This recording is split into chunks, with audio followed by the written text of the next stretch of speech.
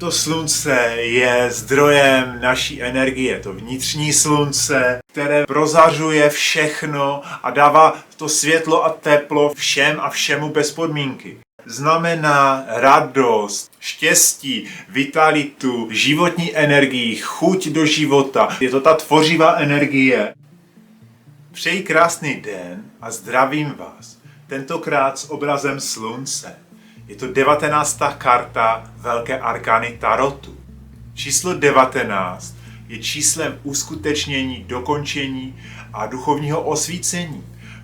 Podle alchymistů je to zlaté číslo a symbolizuje dokončení velkého díla. Ta 19 je taky číslem kosmu. Je to vlastně 7 základních planet, těch hlavních vládců, plus 12 znamení. Což můžeme vidět zde na té mandale. 19 je taky číslem nadvlády slunce, protože vždy po 19 letech v našem kalendáři připadají všechny měsíční fáze na stejný den. To znamená, že se vždy po 19 letech vrací měsíc pod cyklus slunce. Ta 19 je v konečném součtu jedničkou, takže je to odkaz zase na tu první arkánu mága a je to už ta nejvyšší, je to ten nejvyšší projev mága a tam už je to uskutečnění, osvícení, je to ta integrace, je to už ta schopnost té spolupráce. Ten mág na začátku se učí komunikovat s těmi svými vnitřními částmi, snaží se je integrovat do toho celku. To slunce už je to, že je tam ta spolupráce, že už spolupracuje s těmi částmi a ty části jsou krásně v harmonii. Karta slunce znamená radost, štěstí, vitalitu, životní energii, chuť do života, chuť tvořit. Je to ta tvořivá energie, je to to slunce, které prozařuje všechno a dává to světlo a teplo všem a všemu bez podmínky.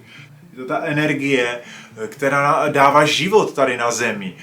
Takže to slunce je zdrojem naší energie. To vnitřní slunce by se dalo přiřadit k 4. srdeční čakře nebo taky k solar plexu.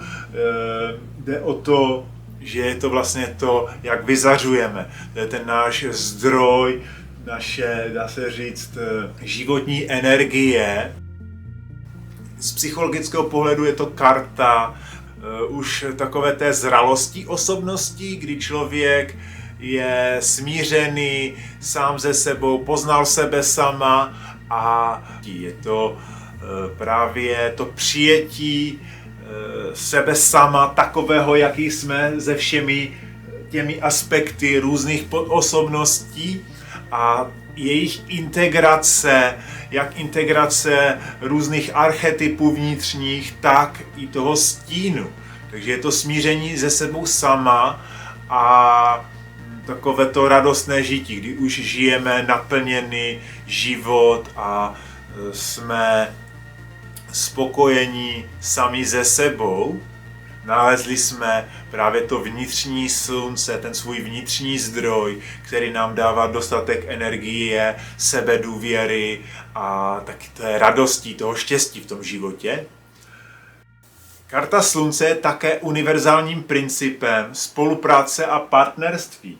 Je to ta spolupráce jak s ostatními lidmi, s těmi partnery, tak spolupráce ta vnitřní s těmi našimi vnitřními částí pod osobností. Taky se to týká samozřejmě těch vztahů a toho partnerství, takže je to spolupráce i s tím kolektivem, spolupráce ve vztazích, naplněné vztahy, protože je už tam ta zralost, že jsme schopni vidět věci takové, jaké jsou v pravdě a je tam vyvážení a spolupráce právě toho rozumu a vědy s tou vírou, s tím citem. Jo? Takže ta ženská a mužská část je tam ve spolupráci a proto je to ten stav nějaké moudrosti a pochopení. Tarotová karta slunce je přiřazena k astrologickému slunci. Takže je to z tohohle pohledu ten otec, je to ta Yangová, ta životní energie, osobnost, individualita, princip plození, motivace a stimulace. A to slunce je vlastně středem té sluneční soustavy, je to vlastně to největší těleso a taky jediné, co tam dává to světlo, jo? Vyzařuje to světlo, takže tím pádem můžeme zažívat i ten den a noc. Je to karta osvícení, prozření, dokončení. Slunce bylo v mnoha kulturách uctíváno jako božství a taky v celé historii vidíme, že slunce bývá jako kdyby symbol toho božského, jak v nás, tak v ně. Jo. Je to symbol toho vnitřního a vnějšího slunce, takže může to taky poukazovat na to naše božské já z určitého pohledu. To slunce nese právě tu kristovskou energii a ty staré kultury taky měly přiřazené právě ty bohy k tomu slunci, ať je to vlastně v Řecku ten Helios nebo Apollon a v Egyptě bůh Re nebo taky Horus byl spojovaný s tím nebem a sluncem.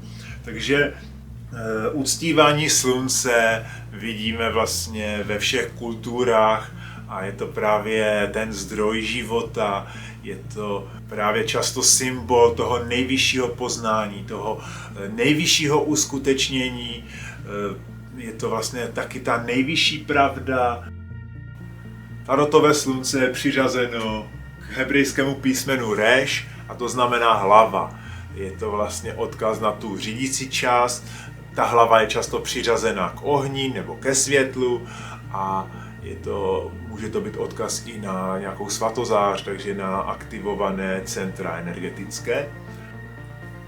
Tak jak už bylo mnohokrát řečeno, každá karta má vždycky i svůj rub, tu stinnou stránku. U slunce by se dalo říct, že to je ten egoismus, vyzdvihování toho jáství, velikářství. Je to vlastně o tom, že to slunce, když hodně svítí a je toho mnoho, tak může vysušovat, spalovat, oslepovat. Jak se říká, všeho moc škodí. Takže to je ta destruktivní část tohoto archetypu, kterou je taky dobré mít na paměti, jako u všech karet je to dobré vidět. Pro tarotovou kartu slunce jsem vytvořil tuto afirmaci. Do mého života vstupuje příval tvořivé energie. Raduji se z toho, co přichází. Daří se mi spolupracovat s lidmi, kteří mi pomáhají prosperovat na všech úrovních. Jsem zářivé, čiré vědomí a světlo. Děkuji vám za pozornost a pokud se vám moje videa líbí, můžete dát like nebo odběr a taky se podívat na další. Přeji hezký den. Na viděnou.